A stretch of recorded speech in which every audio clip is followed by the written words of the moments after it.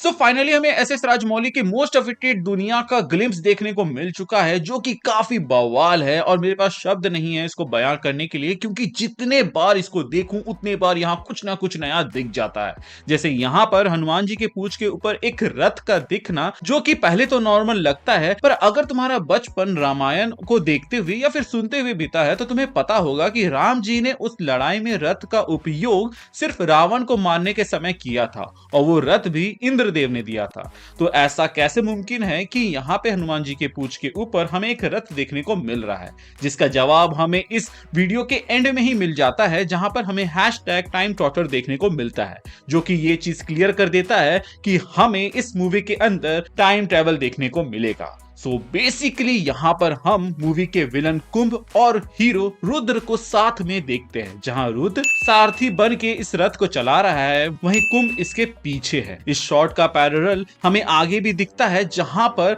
मर्यादा पुरुषोत्तम राम जी वानरों की एकता से बने इस सपोर्ट पर खड़े होकर कुंभकर्ण की ओर अपना निशाना साधते हैं।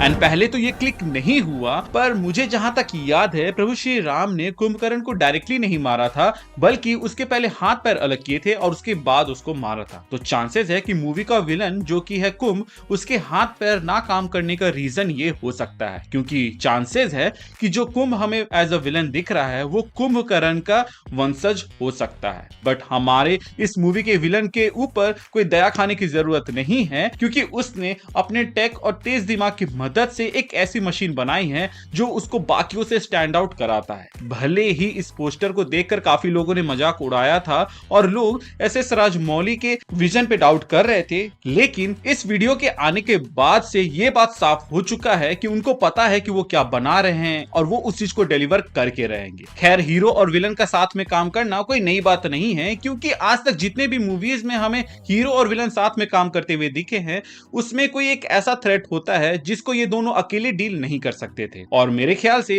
वो थ्रेट हमें इस वीडियो में देखने को मिल भी गया, जो कि है शांभवी एस्टेरॉइड, जिससे ह्यूमैनिटी खत्म हो सकती है, ठीक वैसे ही जैसे डायनासोर हुए थे अरबों खरबों साल पहले। इसलिए कुंभ जो एक साइंटिस्ट होगा, उसने टेक्स्ट से ना सिर्फ अपना चेयर बनाया बल्कि टाइम ट्रेवल करने का तरीका भी ढूंढ निकाला, क्योंकि प्रेजेंटली अर्थ में ऐसे कोई वेपन नहीं है जिससे एस्टेरॉइड को डिस्ट्रॉय किया जा सके। लेकिन हमारे इतिहास में ऐसे हथियारों की भरमार है जहां एक एक एरो इतना पावरफुल है कि वो एस्टेरॉइड तो क्या ब्रह्मांड तो को खत्म कर दे, और यहीं पर हीरो की जरूरत पड़ती है। असल में दैविक शक्ति को सिर्फ वही यूज कर सकता है जिसने उसको पाने के लिए तपस्या की हो, या फिर जिसमें उसका खून हो, या फिर उसको वरदान मिला हो। और यहीं पर एंट्री होती है महेश बाबू के कैरेक्टर रुद्र की, जो कि श्री राम जी का वंशज हो सकता है, जिससे ये एक्सप्लेन होगा कि क्यों प्रभु श्री राम का चेहरा महेश बाबू के कैरेक्टर के जैसा दिखेगा। और मेरे ख्याल से इस सीन के बारे में ही एस एस राजमौली जी ने इस इवेंट में कहा था, जहां पर उन्होंने ये लाइन कही थी कि पहले मैं इस प्रोजेक्ट को लेकर डाउट में था कि ये काम करेगा या नहीं, लेकिन जब मेकअप वगैरह के बाद महेश बाबू का फोटो शूट हुआ तो उसके बाद से आई वाज ब्लोन अप, क्योंकि महेश बाबू में ना सिर्फ श्री कृष्ण की चार्म थी बल्कि राम जी का कामनेस था। आई थिंक जो शॉट हमें यहाँ देखने को मिल रहा है वो मूवी के आखिरी में होगा या बहुत मायने रखता होगा, क्योंकि एस एस राजमौली ने इवेंट में खुद कहा कि उन्होंने नहीं सोचा था कि रामायण का एक बहुत ही इंपॉर्टेंट अध्याय वो इतने जल्दी शूट करेंगे, जिसको सुनकर आई हैव नो वर्ड्स। मैं इस मूवी के लिए इतना एक्साइटेड इसलिए था पहले क्योंकि ये एक एडवेंचर मूवी होने वाली थी, जो कि एक ऐसा जॉनरा है जो कि अभी खत्म होने के कगार पे आ चुका है और ऐसी मूवीज आ नहीं रही है। लेकिन एस एस राजमौली एक एडवेंचर मूवी को लेके आ रहे हैं जिसमें रामायण और शायद तक महाभारत का भी पार्ट हो, जो कि हमें उनके इंटरव्यू को सुनकर ही पता चल रहा है। अब हो सकता है कि यहाँ पे वो जो कृष्ण जी का चार्म का बात कर रहे थे वो पैरेलल करता है इस शॉट से ही, जहां पर हम रुद्र को एज सारथी देखते हैं, जो कि भले ही अभी उतना क्लियर ना हो, बट मेरी इंस्टिंक्ट तो यही कहती है।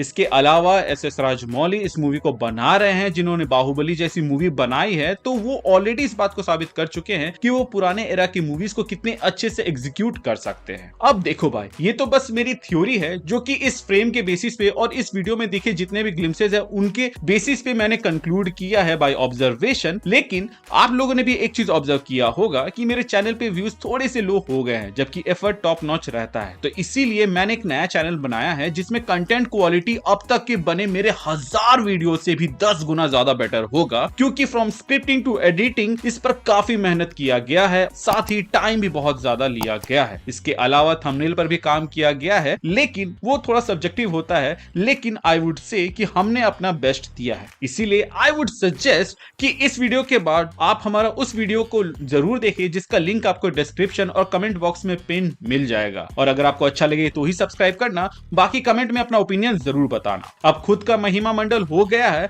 तो चलो मेन वीडियो पे आते हैं, जिसकी शुरुआत हम करेंगे वाराणसी से, जिसको यहाँ पर सबसे पहले दिखाया गया है और यहाँ पे लिखा हुआ था 512 सी। यहाँ पर सी का मतलब है कॉमन एरा, जो कि थोड़ा सेक्युलर वर्जन है एडी और बीसीई का। खैर, जो इंपॉर्टेंट बात है वो ये है कि 512 सीई में भी इतना डेवलपमेंट हमें वाराणसी में देखने को मिलता है, जो कि एक बहुत बड़ी बात है। और यहाँ पर इस चीज को इंप्लाई करता है कि वाराणसी ओल्डेस्ट सिटीज में से एक है जहां लोग आकर बसते थे। इसके बाद हमें एस्टेरॉइड्स दिखाए जाते हैं, जो कि शायद तक इस मूवी का सबसे बड़ा थ्रेट होगा, क्योंकि हम वाराणसी के टाइटल में भी ऐसे ही एस्टेरॉइड को गिरते हुए देख सकते हैं। अब उस थ्रेट से कैसे डील किया जाएगा वो तो मैंने आपको शुरू में ही बता दिया है। तो अब बात कर लेते हैं कि आगे हमें क्या दिखाया गया है, जो कि है रॉस आइस शेल्फ, जिसमें हम कई सारे लोगों को एक बंदे के पीछे देखते हैं, जो कि मोस्ट प्रोबेबली रुद्रा ही होगा, क्योंकि वो येलो कलर के ड्रेस में है, वहीं बाकी सब लोग ब्लैक कलर के ड्रेस को पहने हुए हैं। पर कमाल की बात यह है कि रॉस आइस शेल्फ को इतना पिघला हुआ दिखाया गया है, इंप्लाइंग एस्टेरॉइड से हमारा अर्थ खत्म हो ना हो, ग्लोबल वार्मिंग से तो ये खत्म हो ही रहा है। खैर, यहाँ पर एक गुंडे को हम नीचे गिरते हुए देखते हैं, जिसके बाद हमें पानी के अंदर एक शिप दिखाया जाता है, जो कि हो सकता है कि एक इंपॉर्टेंट क्लू रखता हो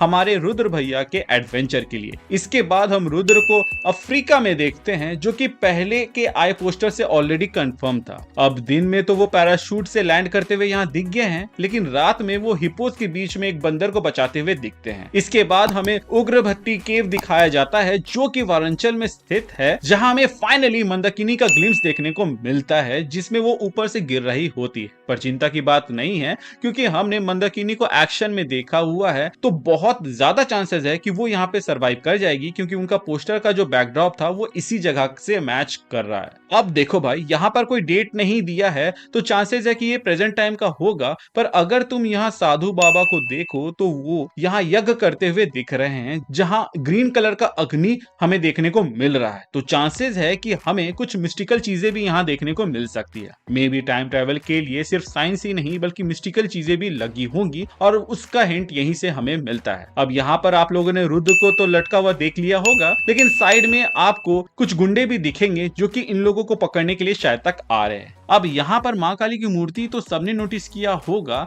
पर नीचे में इतने सारी खोपड़ी का होना इसको थोड़ा सा प्रॉब्लमेटिक बना सकता है, क्योंकि प्रेजेंट टाइम में तो कोई इंसानों की बलि नहीं दे रहा होगा। पर अगर ये पहले के हैं तो भाई इट मीन्स की चांसेस है कि गुफा महिरावण का हो सकता है, क्योंकि रामायण काल में वही एक था जो मां काली का इतना बड़ा भक्त था, और एक राक्षस ऐसे इंसानों की बलि दे तो किसी को कोई इशू नहीं होगा। इनफैक्ट ये एक्सप्लेन करेगा कि ये खोपड़ियां उस समय से यहाँ पर है। अब महिरावण की गुफा तो पाताल लोक में बताया गया था, पर शायद तक उसको वारंचल में दिखाकर हमें डिस्ट्रैक्ट करने की कोशिश की जा रही है, क्योंकि इसके बाद ही हम रामायण काल का सीन देखने को मिलता है, जहाँ पे हनुमान जी एक पेड़ उठा के फेंक रहे हैं, कुंभ और रुद्र उनके पूंछ में रथ भांति ट्रैवल कर रहा है। वहीं पर श्री राम जी कुंभकर्ण को मारने के लिए प्रिपेयर हो रहे हैं। मे बी यहाँ पर ये जो गुफा हम लोग को देखने को मिला, यही वो जरिया है जिसके जरिए रामायण काल में टाइम ट्रैवल किया जा सके। अब मैंने शुरू में मेरी थ्योरी दे दी थी, तो उसको रिपीट करके यहाँ पे कोई फायदा नहीं है, पर उस र्यूमर को मैं यहाँ जरूर एड्रेस करूंगा, जहाँ पे कई लोगों ने ये कहा था कि इस मूवी के अंदर संजीवनी बूटी को लेकर बात चल रही है,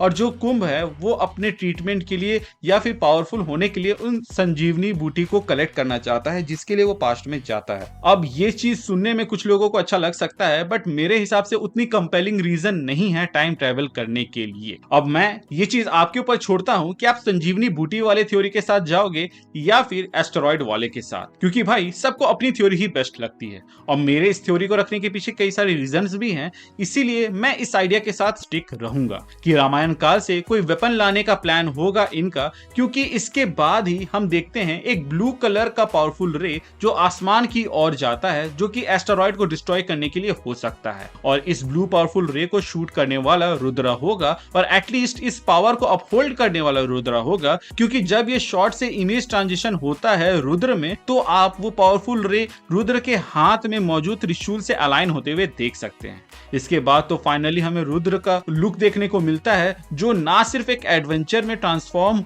हुआ है चोट खाकर, पर एक नए रूप में उभर रहा है, जो ना सिर्फ त्रिशूल पकड़ के बल्कि नंदी जी की सवारी कर रहा है। इसके अलावा महेश बाबू का रोल उनके कैरेक्टर के नाम के जैसा ही उनके रुद्र रूप को दिखाता है, जो कि देखने में काफी बेहतरीन लगता है। सो गाइज, ये था मेरा वर्ल्ड ऑफ वाराणसी का क्विक ब्रेकडाउन। मैं इसके ऊपर और भी अच्छे से रिसर्च करके वापस आऊंगा नए इन्फॉर्मेशन के साथ, जिसको अगर आप मिस नहीं करना चाहते हैं तो चैनल को सब्सक्राइब कर दीजिएगा। आपके मन में कोई सवाल है या कोई अच्छा ओपिनियन है तो आप हमें कमेंट सेक्शन में बोल सकते हैं, मैं उसको अगले वीडियो में कवर करने की कोशिश करूंगा। बाकी हमारे नए चैनल पर भी एक बार जाकर वीडियो चेकआउट कर लेना गाइज, और अपना ऑनेस्ट ओपिनियन देना, क्योंकि उसमें भी हम लोगों ने काफी ज्यादा मेहनत की है। बाकी मिलते हैं एक नए वीडियो के साथ, तब तक के लिए बाय बाय।